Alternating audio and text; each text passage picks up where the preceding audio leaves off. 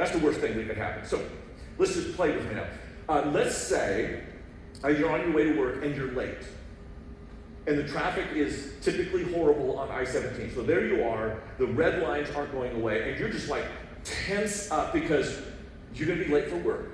Okay, so imagine what's the worst thing that can happen? Well, if I'm late for work, my boss could get upset with me. Okay, why is that a problem?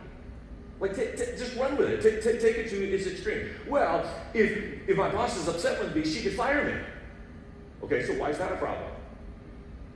Well, because if she fires me, then I won't have a job. Well, why is that a problem? Because if I don't have a job, I won't have money. Why is that a problem? Well, because if I don't have money, I can't pay my bills. Okay, well, why is that a problem? Well, what if I don't pay my bills? They'll take my house away. Well, why is that a problem? Well, because then I'd be homeless. You see where we're going. Well, why is that a problem? Well, because if I'm homeless, I can get attacked, I can get sick.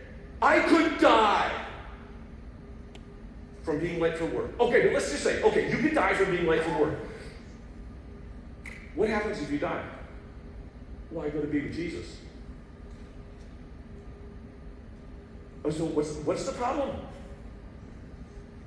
If you were to take whatever you're holding on to, and I want you to think right now, name it. Just put your fist in your lap right now and say, here's what I'm holding on to. Name it. Could be a person. Could be a situation. Like I'm naming one right now.